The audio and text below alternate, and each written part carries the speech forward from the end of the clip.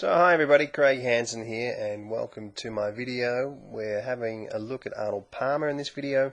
We're going to have a look at a couple other golfers as well. And yeah, Arnold, one of the best players of all time, 62 tournament victories. I think that was like the fifth most of all time, and 7 major championships. The guy was called or nicknamed the King.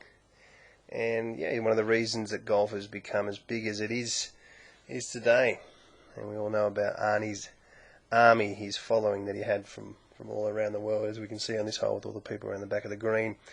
So okay, we've drawn a line up the shaft and one from these behind down into the ground, one on top of his head. This line up through the shaft is probably what you could call your pre-impact position, and from this line we can determine whether the swing's up or down or under or over the original shaft plane. So a little bit rounded in his shoulders, chin almost there touching his chest, but he soon turns it into a very athletic position. You see that the club goes slightly on the inside or underneath the shaft plane, and as he gets to the top of the swing, there's a few things that have definitely happened. You'll see that the right hip has deepened into this position here, and you'll see that the head is lowered down, one of the hallmarks of great ball strikers, into here. Now this is a very interesting position. He's got his left arm actually lower than the original shaft plane. You'd probably see more often that the left arm would be parallel to the original shaft plane or slightly above it. This position, I love this position. I think if the club golfer could get themselves into this position, it would be so much easier to attack the ball from the inside. But one of the things that's very deceptive here is a very, very steep shoulder turn. And if we draw a line from like the shoulder into the belt buckle, around 30 degrees, I mean that's really, really deep. You don't see that very often. You need a lot of strength to be able to get off into that position, and that's something that just a normal club golfer is not going to be able to do. So there's only a few players that I see that can sort of do that. I think like Dustin Johnson and Tiger Woods. Martin Keimer gets pretty deep down, but you see it once again a little bit lowering there with the head, and you'll see from the shoulder in to the belt buckle, pretty similar position, but very, very powerful, flexible, and a lot of core strength to be able to do that. So very interesting.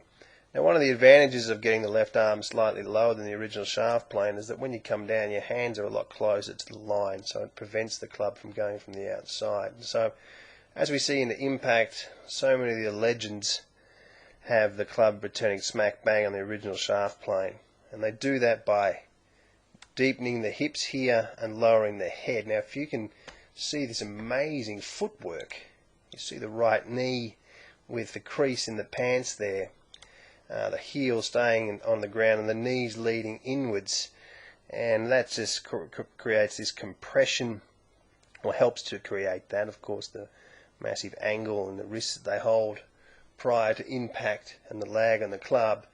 But it's just one of those classic positions that we see from Hogan, Trevino. You see it with Tiger Woods. You see it close to this position. You see so many players in and around here to 60 degrees and getting up only a few degrees higher. Now the higher that you get your hands up into this position here, the harder that the release is. Now see, as he comes through the shot, one of the things I love about this is that this right hand position. Now if you guys can fiddle around with this a little bit, you see that the club will come out even slightly lower than the original shaft plane.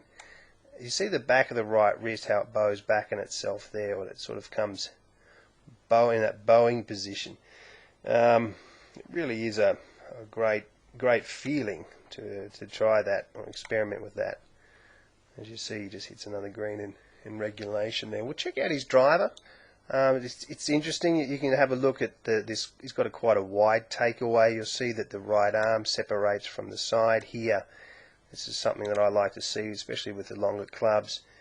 You don't have, as a left arm is say parallel to the ground here. You haven't got your 90 degrees here. This is also something, if you're strong enough and able to do it with the driver. I tend to like to have a little bit or see a little bit less wrist break than straight up here, especially with your drivers. And back then it was the trend to sort of lift the left heel up. You can see this left heel here. Massive shoulder turn, massive hip turn, and this guy smashed it. So you can see the power that he had in his body. See the strength. You see when he starts down, you can see before his backswing's finished, you'll see the left leg and the left knee starting in the other direction.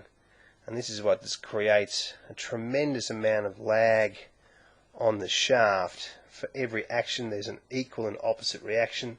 This is the third of Newton's laws, and this is something that will just create a tremendous amount of lag and power and energy in coming back. And when in this position here, it's looking pretty athletic, isn't it? So in the impact, at this position here, his legs drive so hard, you could almost say that from there it would be easy to block the ball or hit the ball quite wide and flip it. But this guy was so good, he does a couple of things. Now the right leg down is in the 50-degree area. Great footwork is a hallmark of great players. It's something in the swing that's not often spoken about. It's all planes and arms, and if you can improve your footwork and get some lateral movement through the ball, that just prevents coming from the outside. And we see through the shot here, what's interesting is that as the hips are a long way open, like so many of the champions, he'll pause the hips now through the shot, and they'll subconsciously keep him in the shot and then up into his finish that he has. And this is one of the things that so many players, these great players, like they for us mere mortals, we're trying to learn things from this. I mean, just see Rory's got the same sort of movement here. A lot of these great champions have the same sort of things in their swings where the hips will pause. You see Rory, there's been spoken about these hips almost come backwards the other way into here. So, I mean, they don't know they're doing these things. I can guarantee you that, that if you said, oh, Arnold, your head drops and you pause your hips back then, I mean, he wouldn't have cared anyway. But they don't always know the things they're doing. I saw Watson. He was talking recently about, never had a lesson, and his advice was just relax and hit it in the middle. If that was the case, we don't need any trainers anyway. Everyone's just got to relax and hit it in the middle. You'll be right then. Well, look how far his head's dropped down. And as he gets into this position here, I can guarantee you he doesn't know he's doing this.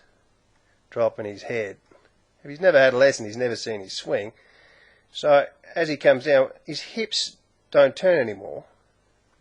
Like they just freeze. Like this guy's hitting it that hard. Anyone else would come out of the shot there. Just freeze the hips from there to there, like they haven't even moved, and then up into a finish. So, I don't think a lot of these guys, it would really matter where they took the club back or where they swung it. They come back and they find a impact position because they're simply brilliant. And Bubba Watson is in this category as well. So, interesting swing, Arnold Palmer. What a legend. Hope you enjoyed the video.